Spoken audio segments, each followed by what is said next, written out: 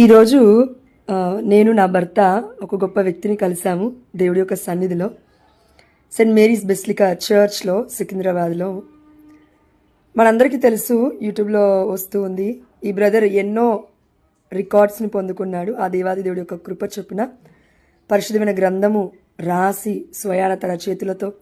అదేవిధంగా ఇప్పుడు మనం చూస్తుంది ఇక్కడ పరిశుద్ధమైన జపమాల. ఎంత పెద్దగా ఉందో చూడండి.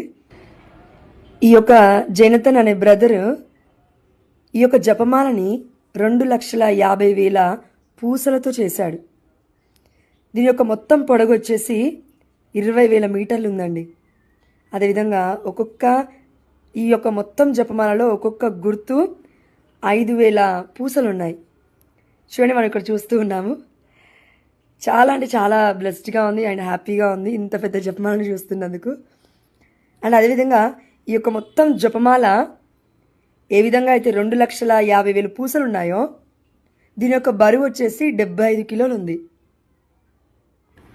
ఒకవేళ మీరు కూడా వచ్చి పరిశుద్ధమైన ఈ యొక్క గొప్ప జపమాలను చూడాలి అని అనిపిస్తే సెయింట్ మేరీస్ బెసిలికా చర్చ్లో ఈరోజు 5వ తారీఖున, అదేవిధంగా జూలై రేపు 6వ తారీఖున కూడా ప్రదర్శింపబడుతూ ఉంది. ఈ బ్రదర్ జైనతన్ ఫ్రాన్సిస్ గారికి ఇప్పటి వరకు 6 రికార్డులు వచ్చాయంట. ఒకటి అందులో వరల్డ్ రికార్డు ఉంది. అండ్ అదేవిధంగా ఆ బ్రదర్కి దేవుడు ఇచ్చిన ప్రేరణ చొప్పున ఈ పనులన్నీ చేస్తున్నాను అని మాతో మాట్లాడి ఉన్నారు. సో ఇంత గొప్ప వ్యక్తిని కలుసుకోవడం కూడా ఆ దేవాతి దేవుడికి మహిమ చెల్లిస్తూ ఉన్నాను.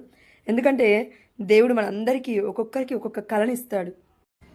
ఆ కళను లేదంటే ఆ పనిని మనం ఎప్పుడైతే మొదలు పెడతామో అప్పుడు సక్సెస్ అయినట్లు కాదు, ఎప్పుడైతే ముగిస్తామో అప్పుడు మనం సక్సెస్ అయినట్లు అని ఈ బ్రదర్ని చూసి మనం నేర్చుకోవచ్చండి. ఎందుకంటే మన క్రైస్తవుడైన ఈ బ్రదర్ ఇంత గొప్ప పనిని తనకిచ్చిన దేవుడిచ్చిన సమయాన్ని ఎంత యోగ్యకరంగా ఉపయోగించుకుంటున్నాడో చూడండి. ఈ జపమాలని చేయడానికి ఆ బ్రదర్కి 40 రోజులు పట్టిందంట. 40 రోజులు అనగానే ఒక ప్రత్యేకమైన గుర్తింపు. ఎందుకంటే పరిశుద్ధమైన గ్రంథంలో మోషే గారు 40 పగళ్ళు 40 రాత్రులు దేవుడితో గడిపాడు. అదేవిధంగా మన యేసుప్రభుల వారు 40 పగళ్ళు 40 రాత్రులు ఏమీ తినకుండా ఉపవాస ప్రార్థన చేసి ఉన్నాడు. ఈ యొక్క గొప్ప సందర్భంలో అండి అమ్మ మరియతలని కూడా దర్శించుకుందాం రండి. ఆవే మరియా వందనమమ్మ, నిత్య సహాయ మాత వందనమమ్మ.